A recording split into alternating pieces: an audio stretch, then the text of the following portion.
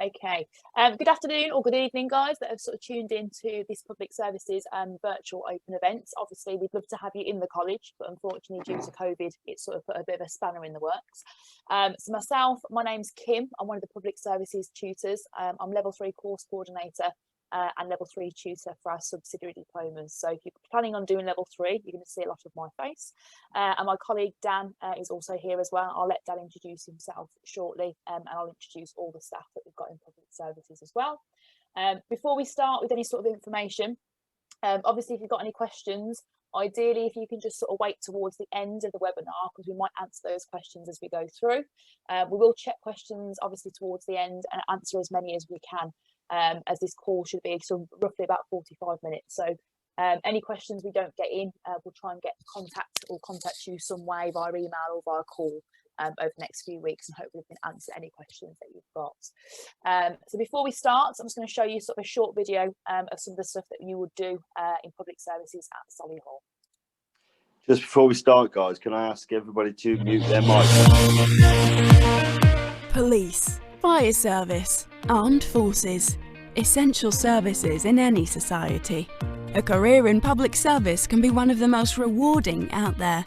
Study citizenship and diversity, teamwork and leadership skills, crime and its effects on society, understanding the impact of war, conflict and terrorism, and more. Our tutors all have top-class experience in public service. They'll help you develop your health, fitness and confidence, along with the skills needed to progress onto a university-level course or start your career. Discover your future at Solihull College and University Centre. Okay, right, so I'm going to move on from there.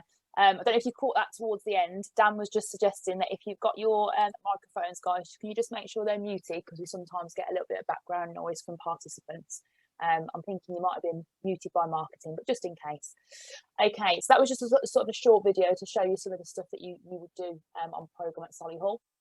I'm going to go through now just some of the sort of basic information in terms of the courses that we offer and what the requirements are to get onto those courses. So our first offering is the Level 1 Foundation Diploma. This is a one-year programme, and this is aimed at students that basically come to us and haven't really got any prior qualifications. So in terms of things like English and maths, if you don't have those or you didn't pick them up from school, then we would pop you onto our Level 1 Foundation Diploma course. And like I said, that's a one-year course completion from September through to sort of June, July of the following year. Level 2 is for students, and again, it's a one-year programme. Students that come to us with two GCSE grades at a D or 3 or above. So if you are sort of missing your English and maths, obviously the requirement is that when you come to college, you will be asked to redo those or resit those as well. As far as it stands at the moment, GCSE exams will still be done in England. I know the rules are slightly different for Wales and for Scotland.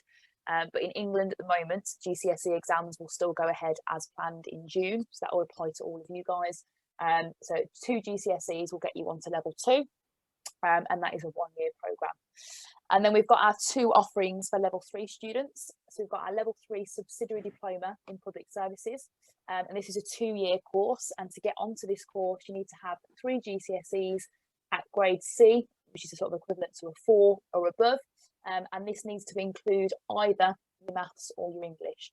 So if you're missing, maybe you didn't get your maths grade, but you got your English, or vice versa, we'll pop you onto the Level 3 Subsidiary Diploma. Our highest level course that we offer at the college at the moment is our Level 3 Extended Diploma in Uniform Protective Services. That was a new course we started this year. Similar to the subsidiary, it's a 2-year programme. For this course, you need 4 GCSE grades at 4 or above, and you must have your English and your maths as well. We do often get students that start with us at Level 1 and progress through and do a 4-year course with us. So they start at Level 1, work their way to Level 2, and then move up to Level 3. Like it says there, if you've got your GCSEs, you could potentially start at Level 3, either the subsidiary or the extended diploma in public services. And I'll sort of touch on where you can go from there once you complete your 2-year programme, or potentially 3 to 4-year programme with us at the college. So in terms of majority of our students, a large proportion of our students come in and are looking for careers within the police.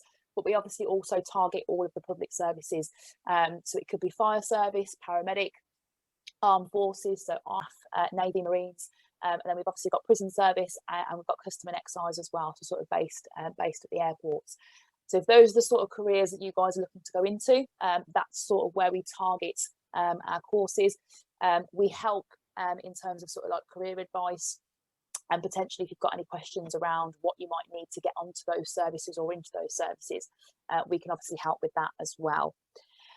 In terms of the staff, we've got a wealth of different experience across our staff team, and I'll just sort of touch on the staff. I'll introduce myself, and obviously I'll let Dan introduce himself as well. So one of our longest serving staff members is a gentleman called Chris, who's personal tutor and is also level 3. He teaches on level 3 programs, both first year and second years. Chris's background is military, and he's still a serving Army reservist as well, so he'll tell you plenty of stories about previous and sort of current escapades. Dan, I'll let you introduce yourself.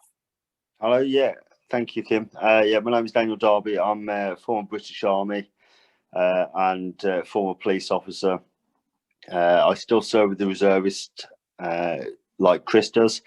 I'm due to be operational next year, so for you guys that are joining the course in September, I probably won't be there right at the beginning, but I should come back off my operational tour in the perhaps September, October time. But yeah, lots of experience, 10.5 years as a full-timer, with a further 6 years reservist history. I've been at the college now since 2012. I'm the course coordinator for level 1 and 2, personal tutor to level 1, 2, and the level 3 120 course. That's it. Back to you, Kim.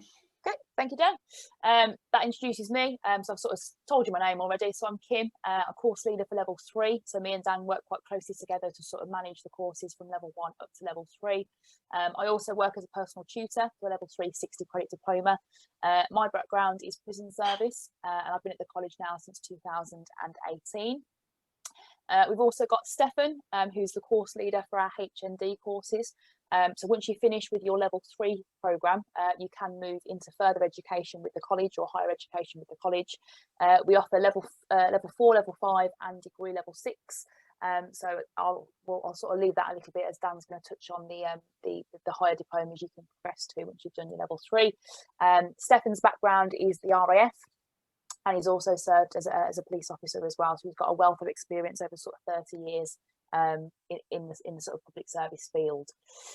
O'Neill started with us a couple of years ago as well. He teaches on a range of courses from level 1 up to level 3. His background is more sort of fitness, sport. He runs a sort of business of his own outside of the college as well. We've then got Emma, who's currently out on maternity leave at the moment. She's due back in March, which means that she will be there when you guys start with us in September. And she runs all of our tutorial and sort of pastoral care. So making sure that your attendance and your punctuality and you're attending all your lessons and you're sort of completing all the work that's been required. Emma sort of guides the team and helps us with all of that to basically keep an eye on all of you as you're going through your programme. And then a gentleman who joined us this year, Will Bishop, who's personal tutor on the level 3 uniform protective services course. He teaches again on a range of courses from level 1 to level 3, and Will has got a background working in the military as well. So as you can see across the team, we don't just teach public services, we've all worked within the public services as well. Obviously some are still working in the public services, so we like to make sure that obviously we can help you guys interview preparations and sort of give you that added little bit of extra, because we are all working or have worked within the fields that you guys are looking to go into. I'm going to hand over to Dan now just to sort of talk through the units and then sort of how you guys are assessed during your college course. Okay, thank you. Cheers, Kim. So the first and foremost, what's changed this year for us is that if you come to us on the 90 credit or the new protective services qualification, you may have to do an exam early stages after the Christmas period. However, predominantly the course is coursework based. Okay, so that will mean that there will be a variety of practical assessments and essays and reports to hand in. Some of them may be done individually, some of them will be done via group presentations, and then others will be done with a kind of one-to-one with tutors, so we can assess your knowledge on a one-to-one conversation. So there's a variety of different methods that are being used to assess your work. In relation to the exam modules, there are only 2 in the new format, so please don't panic about that and don't think that, oh crikey, I've just finished school and now I've got to go and do more exams. There's only 2 units out of the whole course on that particular level where you'll have to do an examination, and we will prepare you fully for that.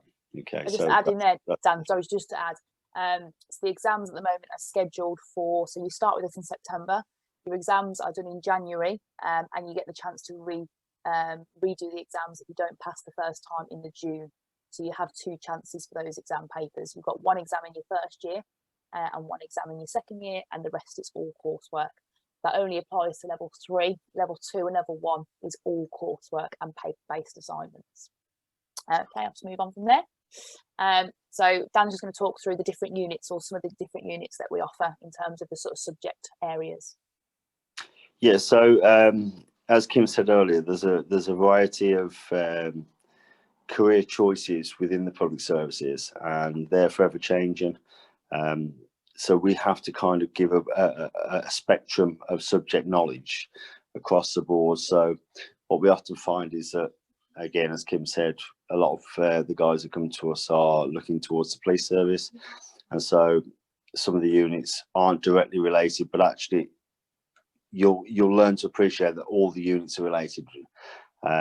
So when we're talking about the different things like criminology, you might think automatically that's a police matter, but you know, we've got students that are looking at the fire service and the fire investigation team, so their aspiration is to look at, you know, why do people set the fires, and why do people commit what we call arson, which is the criminal offence we're talking about.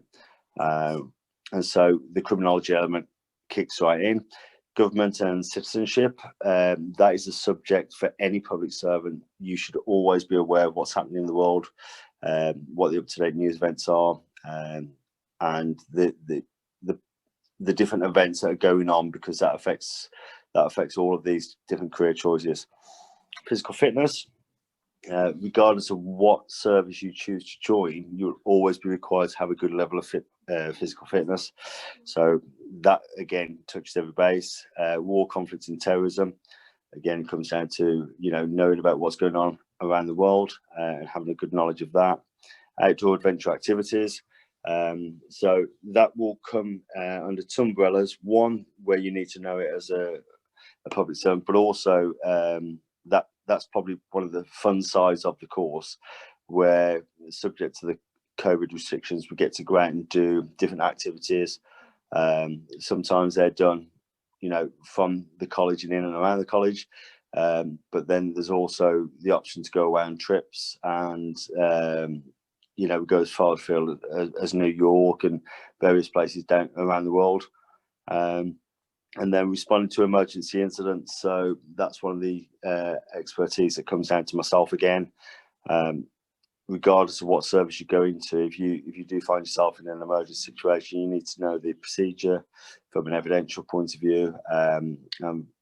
So we go through that. So those are just some of the subjects. There's lots more to it, but all in all, very interesting subjects to cover. Kim, back to you. Okay, thank you. Okay, so what can it lead to? Obviously, we've sort of touched on some of those public service careers.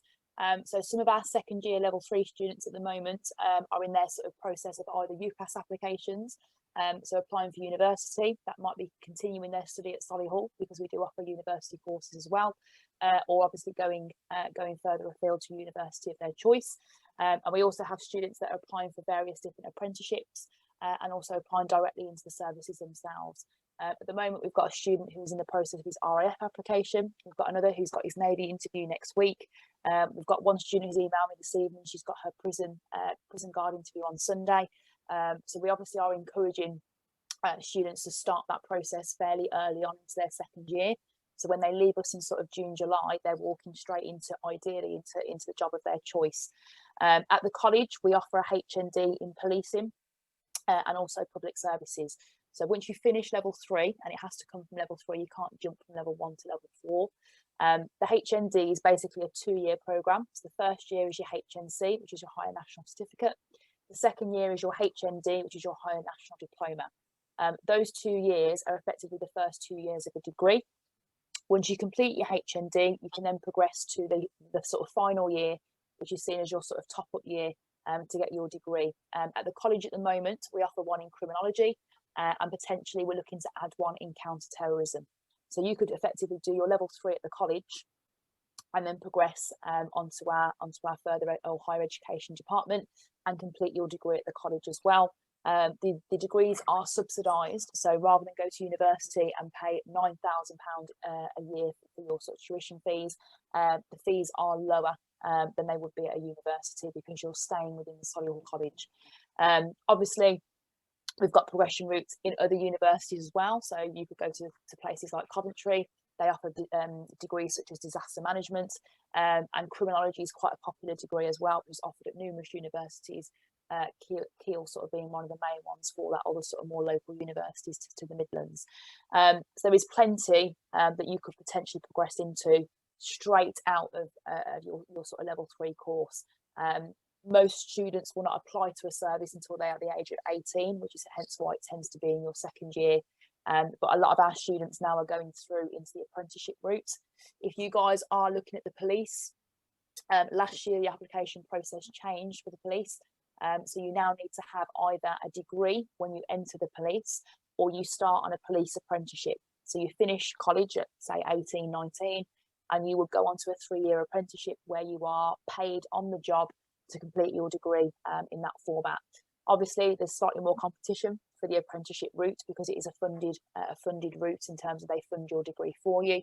And obviously, at the end of the 3 years, you've had 3 years experience on the job. Alternatively, you can go to uni, you can do your degree, and then obviously you can apply for the police with that degree. So if you are looking to go into the police, that did only change last year. Previous to that, obviously you could just have sort of applied with your level 3 diploma. Okay.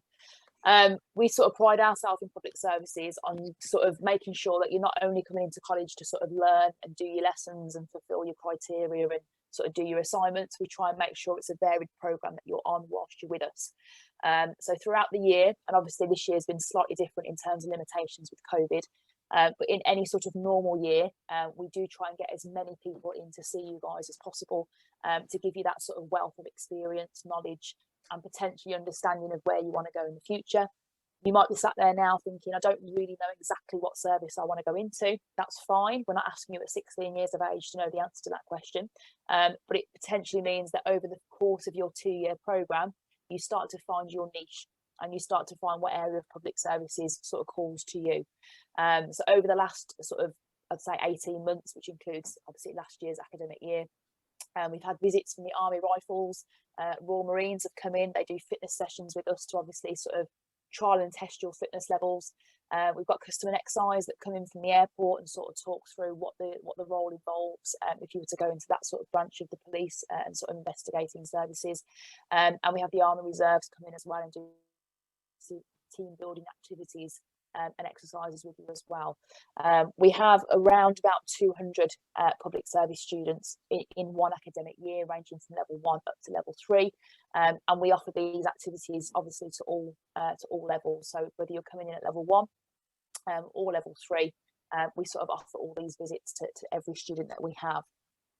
Alongside that, we also like to make sure that we sort of get you out of the classroom as much as possible, because the jobs you guys are going to go into aren't going to necessarily be classroom based. So in the last, again, 18 months or so, we've had loads of trips that we've organised. So we've gone up to the Peak District, to the Lake District. We've done abseiling, rock climbing, mountaineering.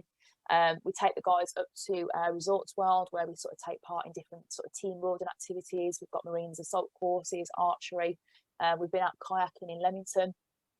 So these are course trips that are sort of mandatory and do fulfil criteria of one of your units, which is called outdoor education. So one of the units that you guys actually do as part of your course from level 1 up to level 3 is getting you out of the classroom, using your navigational skills. We give you a map, we give you a compass, and we expect you to sort of fully take on those roles and get yourself used to navigating and sort of being that little more independent. So if you guys are doing things like Duke of Edinburgh at the moment, so via school, so your bronze, your silver, your gold, those sort of skill sets and those sort of activities that you've been doing for Duke of Edinburgh will sort of directly mirror and marry up with what you're going to do on programme with us at the college. We also offer trips that are sort of not mandatory. You can go on them if you want to, but we don't sort of force you to go, but I'd quite keenly go on all of these if I could. So in the last 2 years, we've taken students, and again, we don't take all students. It's sort of on a first come, first served basis. We normally give you about 6 months notice of a trip, especially if it's a costed trip where you obviously need to make payment for those trips. So we offer New York, Paris, London, Berlin, and Auschwitz. Those are just some of the places that we've visited over the last sort of 2 years. And again, when we go there, we do give you a little bit of time to go shopping in New York, but we're taking you around the sort of sights and scenes of things that we do relate back to public services. So when we've been to Berlin, we've been to see the history of Berlin and where it came from and what happened. And we do go back to sort of studying those realms around the war. We look at all those sort of areas and sort of hopefully educate you guys a little bit as well. Those are optional trips, like I said. There is a cost involved, but you don't have to go on those trips. We tend to try and offer them towards the end of the year as a bit of an incentive to sort of keep people on track for the year and give you a little bit of motivation. So towards the end of the year, in sort of May, June time, we can get you out the classroom and get you sort of visiting parts of the world, as it were. Okay, Dan, I'm just going to hand back to you for the placements and the success stories. Okay, yeah, that's great. Thank you, Kim.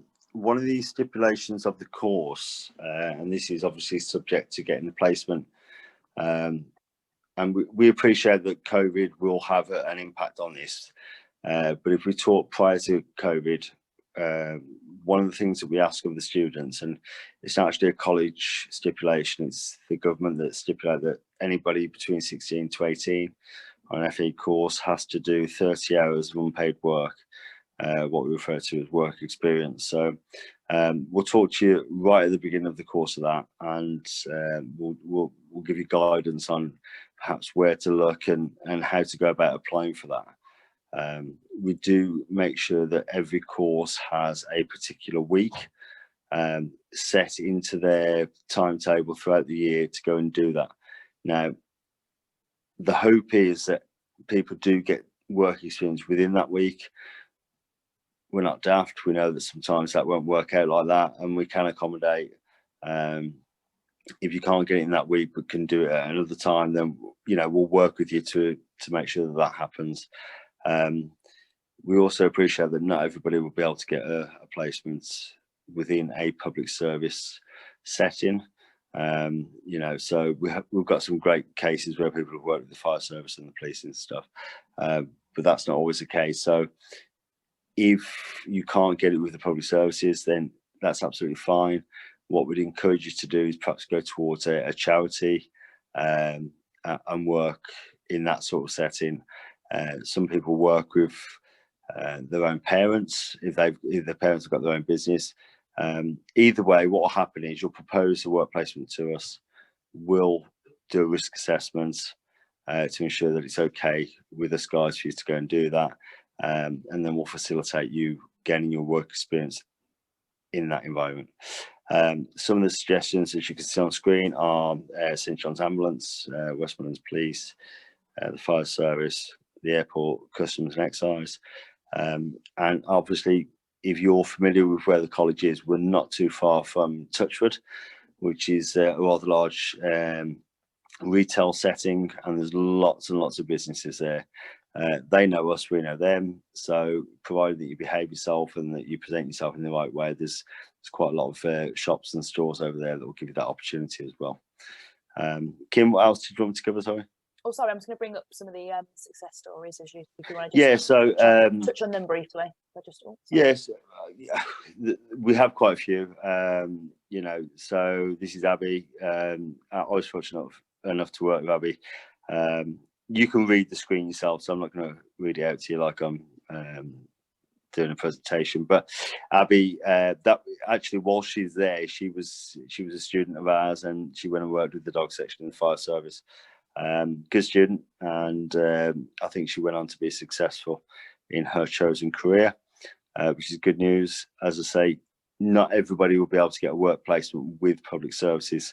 It's just not realistic, guys, and unfortunately that's just the reality of it. But I think the key message is, from the time that you start with us in the September, the earlier you start applying, the more likely you are to have a placement in the location that you want. Have you got another picture there?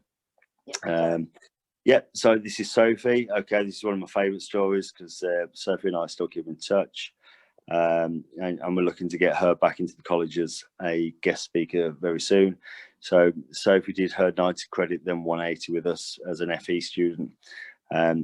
Sophie knew right from the beginning that she wanted to become a police officer, and she actually came onto the HE side with us. So she did her level 4, which was a higher national certificate. And at the same time, she was applying for the police. She was very successful, and she got a place in there. And she's actually a police officer now, which is fantastic news. So she literally started her journey, knew what she wanted, and got there. The nice thing is that her chap, her other half, was a student of mine the year before. And all he wanted to do was do customs and excise, and he was another one like Sophie that, you know, started the job and finished the job, and he got into the job that he wanted. So they're both uniformed officers, great people, and people that we're proud to keep in touch with. Okay, I'll carry on from there, Dan. Thank you. Okay. Our third one is a gentleman who was a student back, I think, sort of 3 or 4 years ago now. He basically obviously went into the army.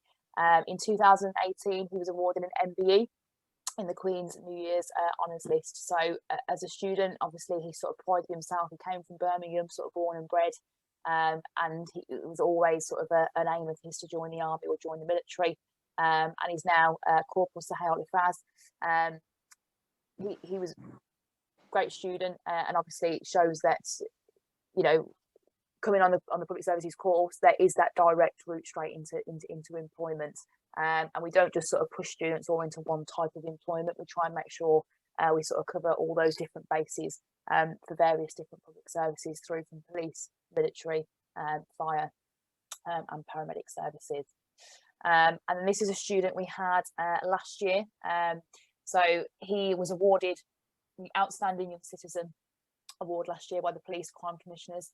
Nassim basically was at a party, came out and found a gentleman being stabbed outside, and essentially helped the gentleman and waited until the police and the paramedics arrived, potentially saving the life of that victim. So utilising the skills, first aid knowledge that he picked up on the course, hopefully obviously helped towards that incident at that time. And he was awarded his sort of certificate on the Pride of Birmingham Awards, was on sort of news with Kim Marsh during the COVID lockdown period a few months ago. So Nassim was a student of ours sort of two years ago now. So those are just sort of some of our success stories. We've got many more, but we don't want to sit here and sort of go through all of them. Obviously, we're just trying to show you that there's a breadth of different sort of skill sets and careers that you can go into, and we do our best to try and support you in that sort of journey to take you either into further education, higher education, or potentially straight into employment in those different services. So just to sort of summarise before we sort of take any questions at the end, if you have got any. Obviously, yes, we're looking to train you into public services, but this is still a college course. So in some respects, it may be similar to sort of the format of school. Students come into the classroom. Obviously, at the moment, due to COVID, we do use sort of a lot of seating plans, but we tend to use seating plans in public services anyway. So you sort of sit in your allocated seat for your sessions. At the start of the lesson, you hand your phones in. So phone boxes are used basically to make sure that whilst you're in that lesson for the hour and a half, we sort of have your full attention. There's no distractions, and it's also just to make sure that obviously the lesson runs nice and smoothly, and your phones go back at sort of breaks and lunchtime. As you've sort of seen there before, all of these services courses that we offer are staffed by committed and skilled staff. We work very hard to put the courses together and ensure that we get that balance of different subjects and different units to sort of balance across all the different potential sort of employment opportunities you guys might go into. There are high standards that are expected as part of being a public service student. As you can see on the screen there, all of our students are required to wear uniform. We will send you out the details normally in sort of end of July, mid-August, as to what your uniform needs to be. As you can see there, nice smart trousers and shoes. Ladies can wear trousers or skirts, and then there'll be a shirt, tie, jumper, and your ID badge as well. And we expect those standards to be kept all the way through from September through to when you leave us in July, and that is the same for level 1 through to level 3. You saw the first photo where our students were doing drill outside the Solihull College building during the Remembrance Parade. So in November, we do a Remembrance Parade outside the front of the college. All students are stood as they should be at the front, and we obviously we look at presentation. When you come into the college in the morning, you stand outside your classroom, you line up, and your first staff member will inspect your uniform. So we ensure that obviously you've got your shoes on, you're not coming in trainers, and we do obviously, yes, there might be the odd time when you've had to rush out the house quickly. Once we might let you off the one time, we will obviously address it. We'll phone home to say your uniform has not met the standard, and if it happens again, we will send you home. So there are quite strict standards in regards to uniform, making sure your work's handed in on time, because we are trying to prep you for public service careers where you have to meet very tight deadlines. You have to wear very specific uniform. We are prided on the presentation and the general conduct of our students. Yes, there might be the students sort of wandering around in their own clothes, but when you see a public service student, you know exactly who they are, and they obviously are well respected within the college by staff and other students as well, because obviously you can see there how smart you sort of do look. So I'll stop talking there for now. If Dan wants to add anything, I'll let him add anything from there. I appreciate I'll probably talked your ears off. No, Kim, do you know what? I will add, I really apologise to those that are listening to the seminar. I'm a little bit under the weather, so I'd usually be a little bit more perky than this, so I apologise. I'm trying my best to keep upbeat. It is what it is.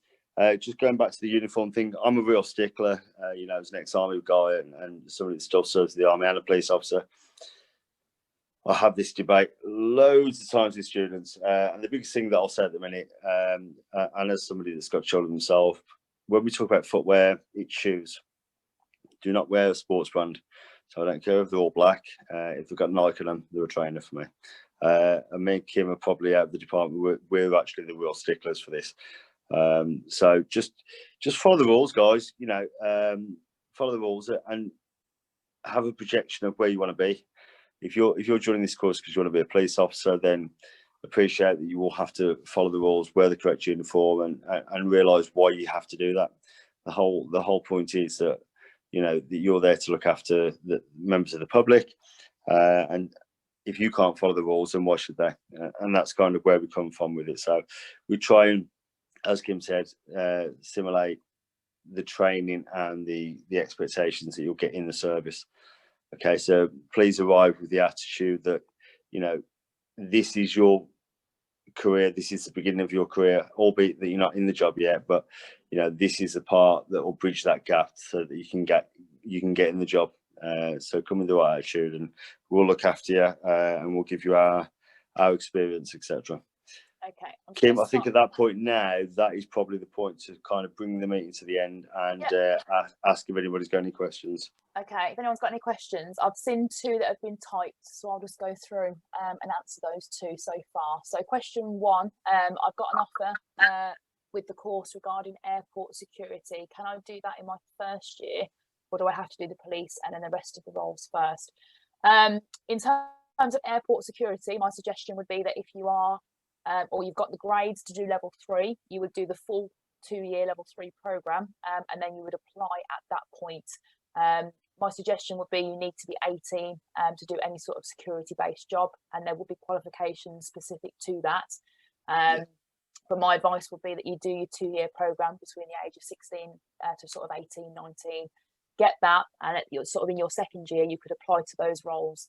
And then obviously you'd be taken on and you go through sort of your basic training for the security role and start that at the airport. The second question, I heard participants who wish to do policing or other public service jobs are weighed, is underweight or over, what will happen? There are fitness testing requirements, as in you must be able to meet the standards that are set by that public service.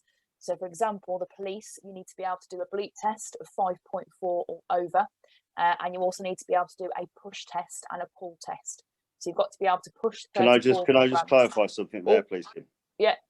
Sorry, yeah. Just be aware that Solihull College do not have any weighing or we don't weigh you. Like that. We don't weigh you. Let's just clarify that. But as my colleague said, you know, the services will have different standards. So that's down to you to research as to what the expectations are with regards to weight, fitness, etc. We will mimic them in regards to our physical training, but I just want to make it very clear whilst on this forum, there are no fitness standards or weight barriers, etc., for you to join this course. No. I was going to say, as part of, so I teach Unit 6, which is fitness testing and training, and we do fitness testing, but that's to sort of give you the knowledge of what those tests entail, how they are done, what is expected of you when you go to a service, and I will tell you what scores you will need to get. But we don't, yes, you can set on a set of scales and you can check what your weight is, but I don't publicise to the class, and there's not a certain requirement. In terms of sort of being underweight or overweight, any public service is just going to want you to be healthy, because to be able to perform your role and do your job, you need to be healthy. So if you are very underweight, that could be a concern because you may not be able to fulfill your role.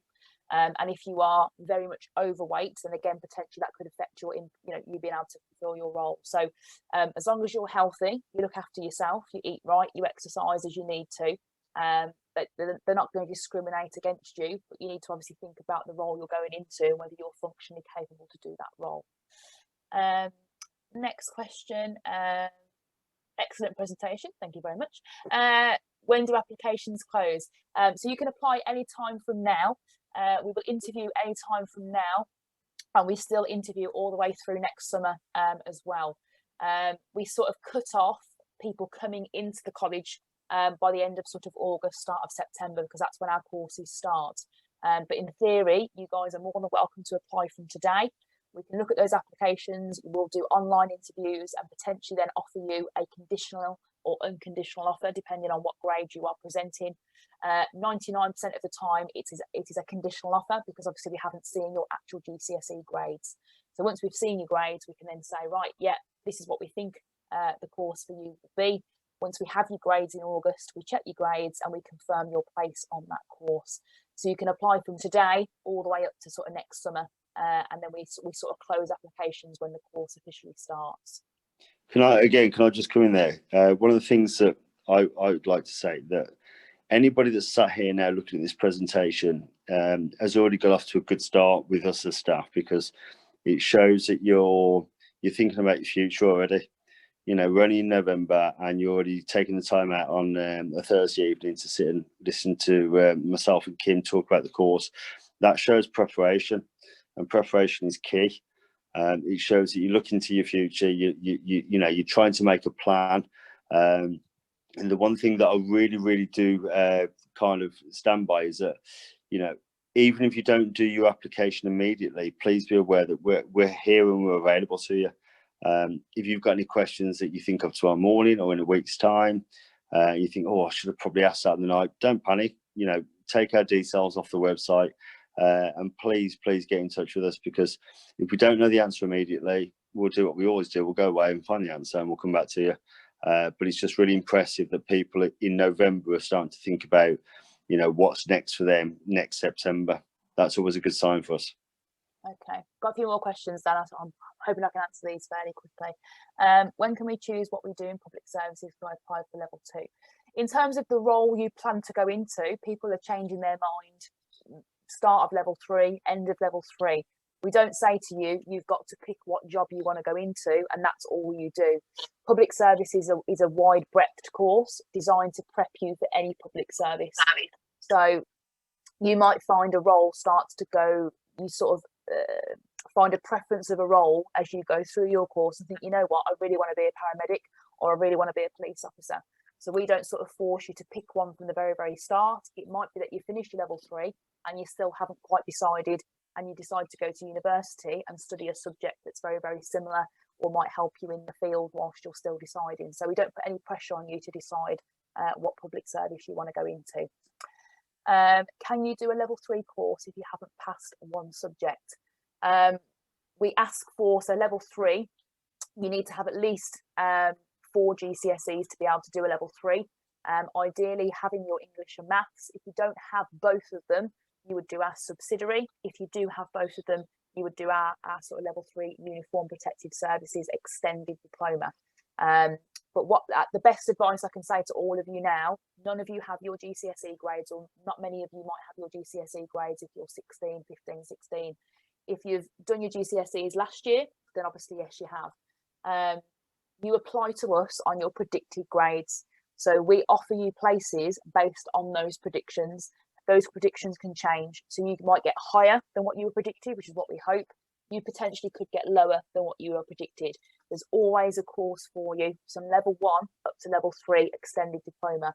So my best advice to you guys is just apply with the grades you've been predicted.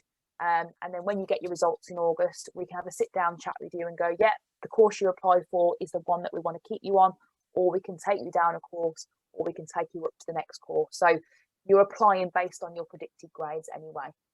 Kim, I'll take it from there for the next one if you can. Yeah. Okay, so the next one, so if you have applied with our predicted grades already, when do we get interviews? So the reality of that is, guys, regardless of COVID and all the rest of it, you haven't got your grades at the minute for your final exams, as Kim's just said.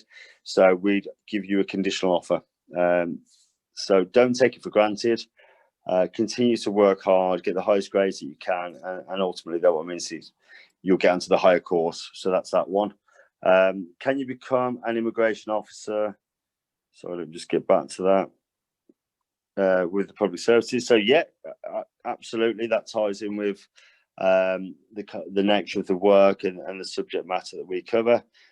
So that's down to you to do a little bit of research of what they require in relation to qualifications, but certainly from a legislation point of view and working at the scene of an accident or the scene of an emergency, then yeah, that all ties in. So that's that one. Let me just have a look at the next one. Do you have any students wanting to be paramedics? Yes, we do. The one thing I will say to that, Luke, is that there is another course that runs at the college that may be more suitable. And I'm not going to go into too much detail about that at the moment, but with regards to the paramedic degree, you need your sciences. So there is a course at the college that leans itself more towards that. So please, by all means, keep an eye on what we're doing. But if you are genuinely looking to go down the road of a paramedic, then I think we'd invite you in to have a bit more of an in-depth chat with regards to that, because the reality is public services, it will give you the general topic of emergency scenes, etc. But for the paramedic course, there's a better course for you at the college. Okay, so that's that one. Is Armed Forces going to be a course? Is Armed Forces going to be a course in the police? Not quite sure what that means. So the Armed Forces and police are obviously two separate entities. If you're looking at becoming an armed police officer, if that's what you mean, I hope it is, then yes, regardless of what specialism that you want to go into the police, you've still got to do your 2 years as a probationer. Okay. Once you've done that, then you can look to specialise. So whether that's armed police, CID, dog handling, or what have you, you can't just walk in to the police service and do a specialism role. You have to get the basics right first, and that's the same with the armed forces. So I've served with the armed forces on and off since 1995. I have several trades, but above and beyond, I'm a soldier, and I have to make sure that I can get the basics correct first. So that's that one. Regarding uniforms for girls, what's a uniform? So a white or blue shirt, a V-neck black or navy blue jumper, black trousers or black skirts, and shoes. That's probably it. We look to provide a clip-on tie, but yeah, that's the uniform that we ask you to source at your own peril. And then the shoes, like I said earlier, as long as they're not sports branded, then that'll be absolutely fine. Trying to get through these. Is it better to go through the policing unit to become a detective? Yeah, detective is a specialised role again. So first and foremost, let's get the policing side of it done first. If you really want to be good at being a detective, you need to know the basics of the job, okay? And that requires you being a PC first. So, you know, stick with us, do the proper services, do your HND in policing, DT is probation, and then you can start looking at going down the detective route. But between myself and Steph, are the two former police officers on the group, we'll guide you in that direction. And we'll give you some further advice as you go. Last one then, if students want to do both paramedics or policing, are they able to do both? Okay, so paramedics and policing is a very different route. Public services covers it as a generic role. So yeah, by all means, come and do the course. It's a great opportunity to see aspects of both careers. And like Kim said earlier, nobody's asking you to have the answer to your future on day one. We quite often get somebody that comes to us that wants to do one particular role, and then throughout their time with us, gets an insight into other roles, and then changes their mind, and that's fine. You know, here I am at 41, army, police, teacher, and I've gone back to the military. 41, I'm going to go and do another 9 months with them guys and serve with them, and then I'll come back to teaching again. It's all in the same aim, which is to help others and be there for them. But nothing's to say you have to be locked down to one thing throughout your whole life. You don't have to. So yeah, all good. If students places wise for courses, Birmingham Airport, does the college help us? Right, so that's a really good question. Yeah, we do have a requirement for you to do work experience, and whilst we'll give you guidance, we don't actually take part in the application process. You need to do that yourselves and fill out the application forms. Again, we'll help you, but we won't do it for you. Okay, so not many work experience places ask for a full reference because they appreciate where you're at and you're a college student, etc. But yeah, we kind of like to hand that over to you guys just to sort of give you your first experience of going out and pursuing and completing something for yourself.